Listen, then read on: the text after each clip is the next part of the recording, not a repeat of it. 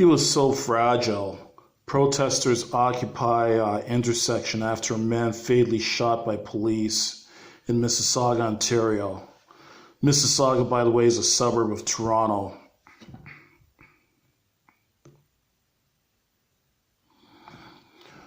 Protesters have occupied a Mississauga intersection for over 24 hours as the family of a 62-year-old man who was shot and killed by police over the weekend calls for answers and justice.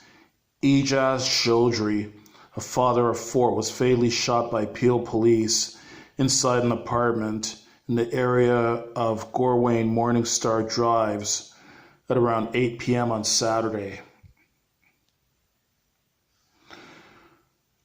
Peel police first responded to the apartment at around 5 p.m. when a call came in about a person in crisis.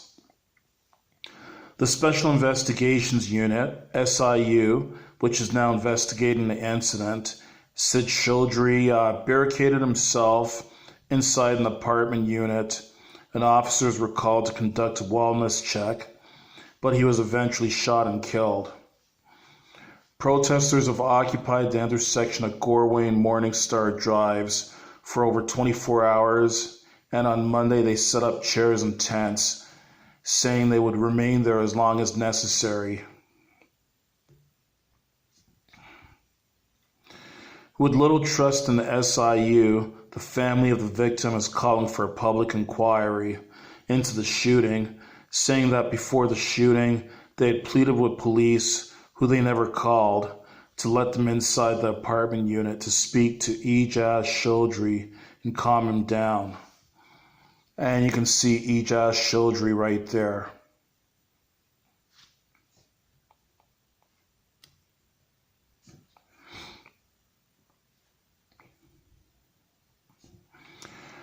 I spoke to the officer in charge. I'm like, even if you guys tackle him, I'm scared you guys are going to kill him. I didn't know they were going to shoot him. The victim's nephew, Mohammed Chaudhry, told reporters from the protest Monday. I was afraid that even if they tackle him, he's going to die. He was so fragile. He's been through so many surgeries. The nephew said that he told the officer that his uncle, who struggles with schizophrenia, usually listens to him when he's having an episode.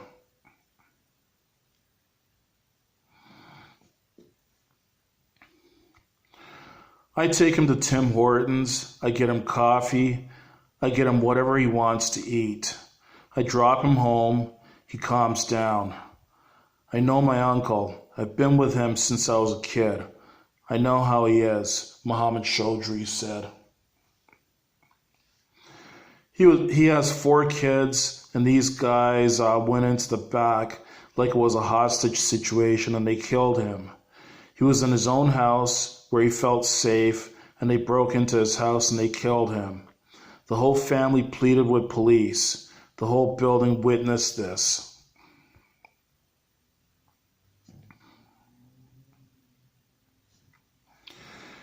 He was in his house. That's his house. He's allowed to be in his house. He wasn't a harm to himself either. Even if he was, you guys ended up killing him. You guys went in to save him? That's not saving, that's murder. Peel Police Constable Sarah Patton said this past weekend that officers believed Chaudhry, who had a medical condition and was not taking his medication, had access to weapons inside the apartment.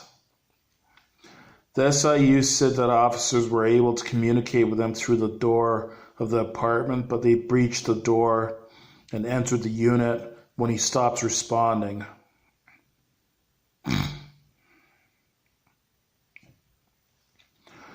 The SIU said an interaction occurred between officers and the 62-year-old, which resulted in police deploying a conducted energy weapon and firing plastic projectiles at him. According to the SIU, the projectiles and conducted energy weapon, a fancy name for a taser basically, had no effect on the man, and an officer then discharged his firearm multiple times. Ijaz Chaudhry, who sustained gunshot wounds, was pronounced dead at the scene.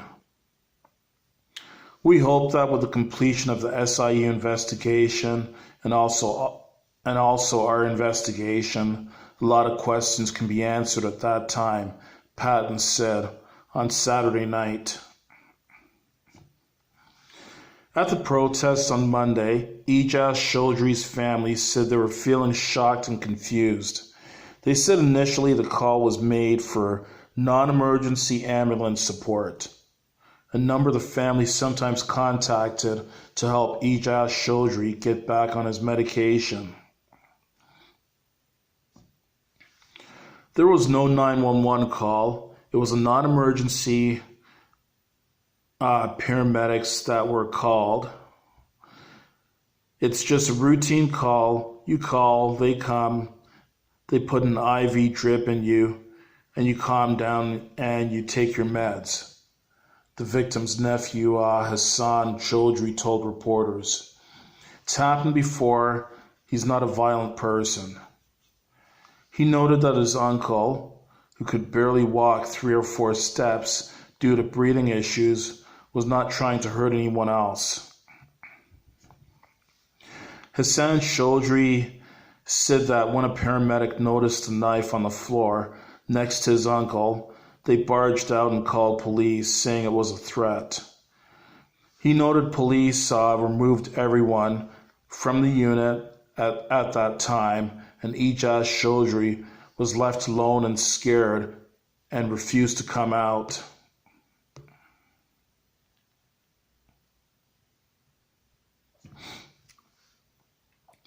The family says they can't understand why police allegedly had not followed family members to help de-escalate the situation, and why police would take such drastic measures against a frail 62-year-old man who needed help. The victim's brother, Rafikat Ali Chaudhry, told reporters that when police tried to stop him from getting up to his brother's apartment unit, he went around the back to yell and calm his brother down. It clicked to my mind, my brother is not safe today. I know he's not safe today, he said. Each policeman I requested, I said, please. I see his mind and his body language. I tried to save him, he said.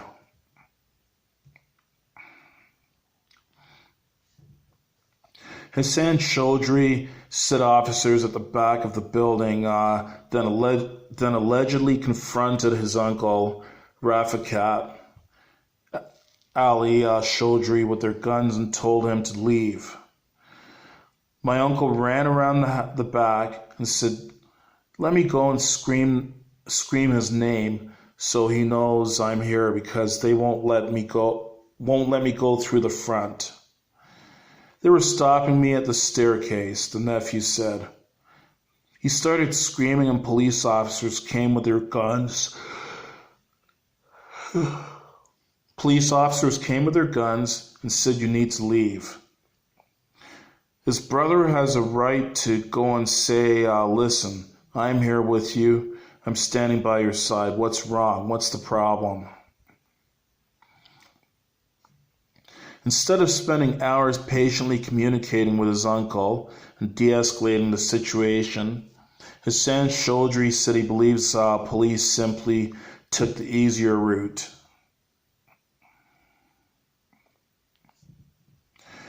They took the easy way out. For them, it was the easiest thing to do. Instead of wasting an extra 2 hours, an extra 3 hours that could have saved a man's life, he said.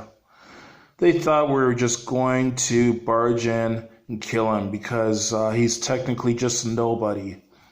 This is just Malton. This is just another brown person in Malton. This is just another elderly person. You are fully booted up in all your armor, and you go and attack a 62-year-old fragile man with a kitchen knife. He's so fragile that even the slightest push will kill him.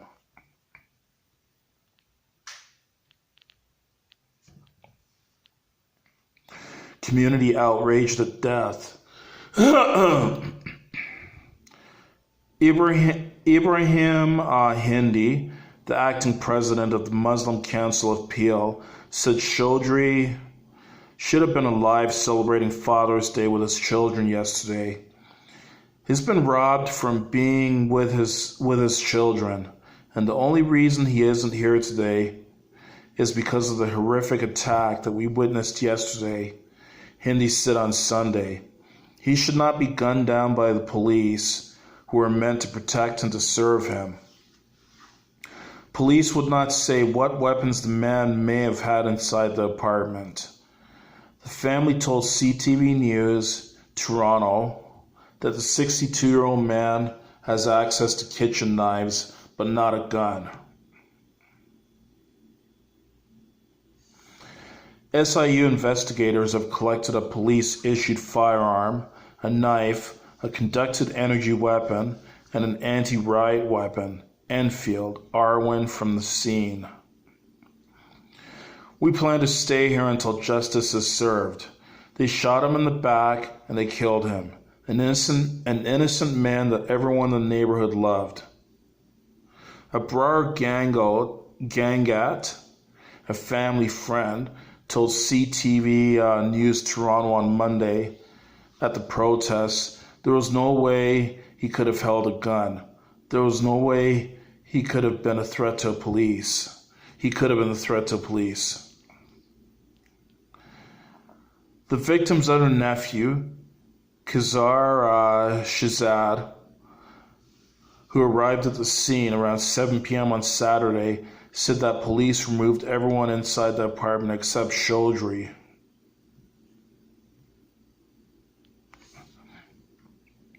When that happened, his daughter started yelling his name, saying that, "Come outside. They want to help you," Shahzad said. Hearing his daughter's voice, Chaudhry opened the door, according to Shahzad, but as soon as Chaudhry saw the officers running to him, he closed the door.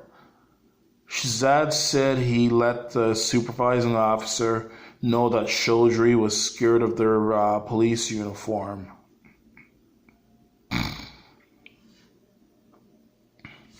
Shahzad said he pleaded with police to let a family member go inside the residence to de-escalate the situation, but police denied the request. Despite that, Shahzad said he went to the apartment where he saw 4 officers trying to break the door open.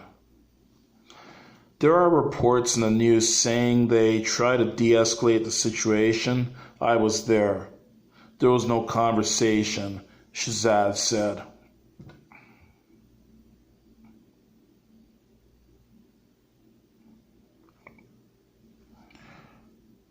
We noted that the officers were yelling commands in English, but Chaudhry did not speak the language. There was an interpreter at the scene, he said, but they only translated some words. While officers were trying to access the front door, Shahzad said emergency task force officers scaled the balcony and shot Chaudhry.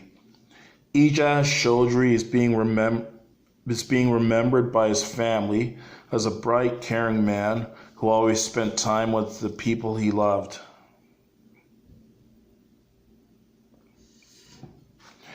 It's sad to see that someone that genuine and beautiful is taken from us, Hassan Chaudhry said.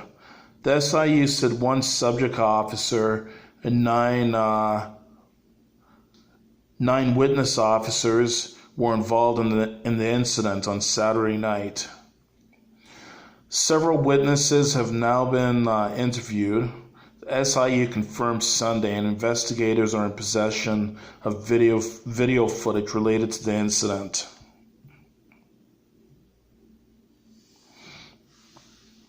Six SIU investigators and 3 forensic investigators have been assigned to the case. The police watchdog is asking anyone with information or video footage of the fatal shooting to contact investigators. The SIU is an arm's-length agency called to investigate any incident involving police and a member of the public that results in death, serious injury, or allegation of sexual assault. Premier Doug Ford commented on the death during a news conference Monday afternoon, saying he has confidence in the SIU's investigation. My heart and prayers go out to the family that lost a loved one, no matter what happened, Ford said Monday at a news conference.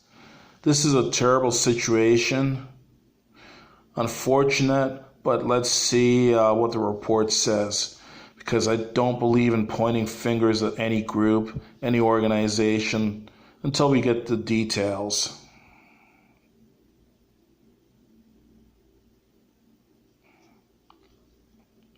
In a statement released Monday night, the Peel Police Services Board said it is saddened by the death.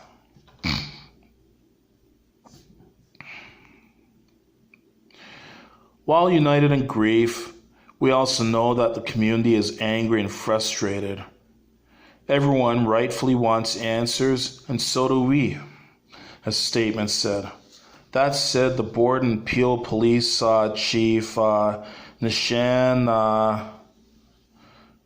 Duraipa have requested that the SIU work as expeditiously as possible to conclude these investigations so that the public can be informed of their full findings where possible.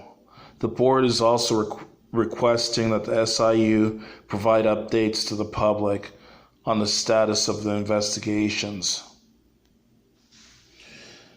So, there we have it, another person that was killed by the police. Now, my heartfelt and sincerest condolences go out to this man's family and friends. This is an awful situation that they're dealing with right now. And that would be an awful situation for anyone to deal with. Like, imagine if that was your dad, your uncle, your grandfather, your cousin, your best friend, whoever. So it's all around it's an awful situation to deal with.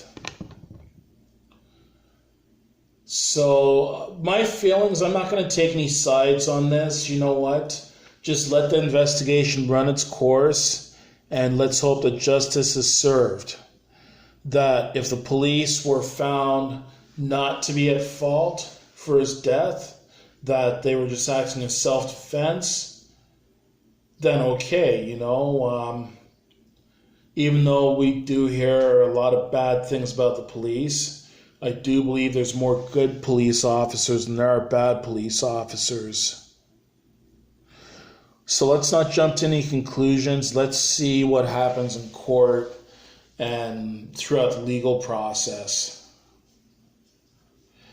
I do believe that that we do have more good police than bad police. And I do have faith in our police. But the one thing I'm just curious about that I have to question, they have some situations where they'll spend like 10, 12, 15 hours, like multiple hours negotiating with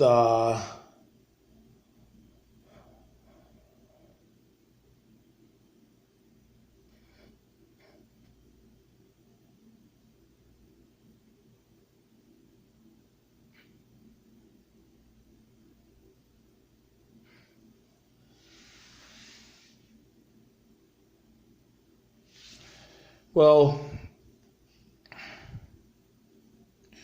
all I can say, I've had quite a long, tiring day, actually. That's why I'm pausing like this and everything. But I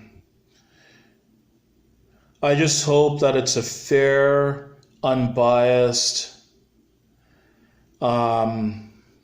investigation that's done. If the police are found to not be at fault for this man's death, and that they were acting properly, that they did act in self-defense or whatever, then, then good on the police for doing their job the way they're supposed to. But if the police were found to be at fault, and it's found that the police acted incorrectly and that they used unreasonable force in dealing with this gentleman, then those police should be charged and they should get the book thrown at them. They deserve to get the maximum penalty, get the book thrown at them.